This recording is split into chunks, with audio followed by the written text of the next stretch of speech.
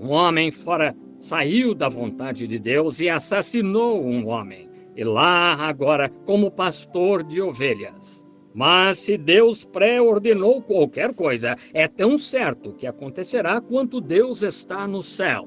Então vai acontecer de qualquer maneira. Não há nada no mundo que possa impedir Jesus Cristo de vir a segunda vez. Deus ordenou que seja assim. Não há como parar a mensagem de cura divina. Você poderia lutar contra ela tanto quanto quisesse, mas Deus ordenou que fosse adiante e está indo. Isso mesmo. Não importa se alguém, mesmo destas pedras, Deus pode levantar filhos a Abraão. Então, a melhor coisa a fazer é se juntar ao plano de Deus e marchar em frente com a igreja. É a melhor coisa que sei fazer. Aqui, algum tempo atrás, estive lá na Estátua da Liberdade e fui por aquele braço. E olhando por aquela janela, vi um monte de pequenos pardais que estavam mortos, caídos por todo lado lá fora. E disse ao guia, diga, qual é o problema? Esses pequenos pardais estão mortos. Ele disse, Senhor, houve uma tempestade ontem à noite e aqueles passarinhos voando por ali se depararam com a luz desta Estátua da Liberdade aqui. E em vez de seguirem a luz para a segurança, eles vieram e se arrebentaram tentando apagar a luz. Eles estavam tentando apagar a única coisa que poderia ajudá-los e se mataram no esforço. Eu disse, louvado seja Deus! Pode ter havido descrentes e tudo mais que se levantaram em comum, céticos e incrédulos, mas quanto mais você bate na luz, tenta apagar a luz de Deus, você simplesmente se espanca até a morte e cai em desgraça. E a luz de Deus continuará a brilhar no decorrer das eras. Isso mesmo. Deus seguirá em frente, apesar de qualquer coisa que alguém possa fazer. A melhor coisa a fazer é unir-se a Ele e seguir em frente com o fluir do Espírito Santo. E Moisés, quando certo dia estava lá numa parte remota do deserto, imagino que, meio desanimado, caminhando, pensando no que havia acontecido no Egito e em todos os seus amigos, e aqui estava ele, casado com outra raça de pessoas e pastoreando as ovelhas do sogro. Aconteceu-lhe de olhar lá e ver uma sarça em chamas, e achou estranho a sarça não se queimar. Assim, Deus estava tentando atrair a atenção de Moisés. E como sei o que vocês sabem, será que este encontro aqui foi para... Deus o colocou aqui para atrair a atenção de alguns de vocês que vivem nessas igrejas por aqui sem saber que Deus ressuscitou dos mortos e Jesus está vivo aqui esta noite curando os enfermos e os aflitos? Quem sabe ele os trouxe aqui para ver esses coxos e aleijados e pessoas contorcidas se levantarem das cadeiras de rodas e irem embora, para ver seu espírito se mover na audiência e corrigir as pessoas, e repreender os pecadores aqui na plataforma, pessoas de aparência santa e piedosa, vir e lhes dizer onde elas estão pecando e como as coisas estão. E cada palavra disso é infalivelmente a verdade. Como você sabe que Deus não atraiu sua atenção para vir e ver algo assim, para que você também se vire? Não se virar da sua igreja, mas se virar de seu estilo de vida e servir ao Deus vivo no novo nascimento e nascer de novo. Talvez Deus esteja fazendo isso. Moisés se virou para lá, e quando olhou para aquela sarça ardente, ele disse, bem, subirei e verei o que é esta visão. Geralmente, Deus se revela no fogo. Então ele se virou para ver, e Deus falou com ele da sarça e disse, Moisés, tira os sapatos, porque a terra em que tu estás é terra santa. Agora, e se Moisés tivesse dito, agora, Senhor, vou ser reverente a ti e vou tirar o chapéu, isso será igual?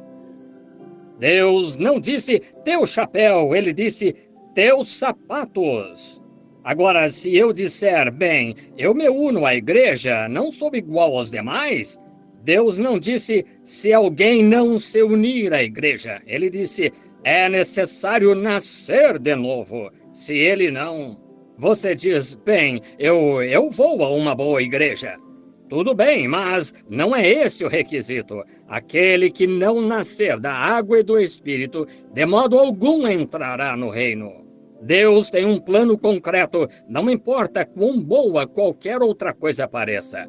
Você tem de estar em harmonia com o Evangelho de Deus. A Bíblia diz isso, e é isso o que temos de fazer. E Moisés teve de estar em harmonia com o plano de Deus, não com o que Moisés pensava ser reverência, mas o que Deus chamava de reverência. E ele se sentou, tirou os sapatos e se aproximou.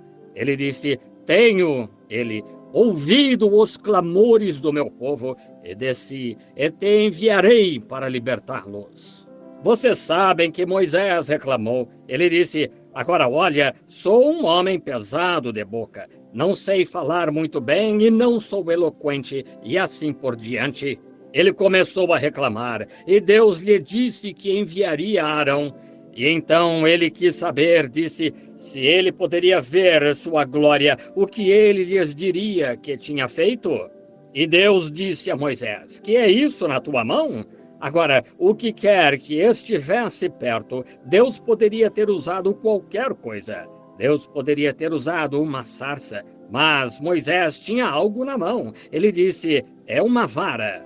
Ele disse, joga-a na terra. E ele a jogou, e quando o fez, ela virou uma serpente. Ele a pegou pela cauda, voltou a ser uma vara. E por meio disso, Deus mostrou a Moisés o que ele podia fazer, que ele ainda era o Deus vivo. Ele podia pegar o natural e transformá-lo em sobrenatural. Ele podia fazer o que quisesse porque era Deus. Moisés pegou aquela vara na mão, correu e pegou Zípora, sua esposa, e colocou-a em uma mula, e colocou uma criança em cada quadril, e pegou um velho jumento pelo freio e a vara na mão. E lá foi ele para o Egito, para libertar 2 milhões de pessoas. Dá para imaginar isso? Que cena aparentemente crítica seria essa? Esse velho de 80 anos, com barba branca e cabelo esvoaçando assim, feliz e gritando, bradando glória a Deus, sua esposa montada nessa mula com uma criança em cada quadril, indo assumir o controle. Dá para imaginar isso? O que vocês acham que os grandes exércitos e soldados teriam dito aquele dia? Bem, aquele velho, o pobre coitado está louco. O mundo sempre pensa assim. Mas ele tinha a palavra do Senhor e tinha de acontecer. Ele tinha a promessa de Deus. E ele estava com aquela velha vara na mão, agitando-a.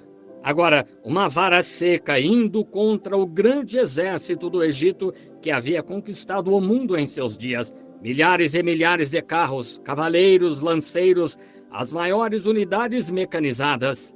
É como se um único homem tentasse ir contra a Rússia hoje ou algo assim. Talvez tivesse maior probabilidade naquele tempo. E Moisés, com 80 anos, imagino que com a cabeça careca e de barba comprida, e o cabelo em volta do pescoço, e lá estava ele, conduzindo aquela mula, indo assumir o controle. E a parte mais bonita disso é que ele o fez, isso mesmo, porque Deus tinha feito a promessa. Quando Deus promete algo, Deus tem obrigação de zelar pela sua promessa. Deus sempre irá sustentá-la. Não me importa o que alguém diga a respeito. Quando Deus diz que é assim, é assim. Descanse com alma, corpo e força nisso, porque Deus está obrigado a cumprir sua palavra. Amém! Estou tão grato por aquele corinho que cantamos. Cada promessa do livro é minha, cada capítulo, cada versículo, cada linha. Estou confiando em seu amor divino, cada promessa do livro é minha. É para quem quiser, pode vir e beber da fonte das águas do Senhor, gratuitamente, sem dinheiro, sem preço. Já está pago. Qualquer um pode vir e beber. Moisés indo assumir o controle. Que cena foi essa?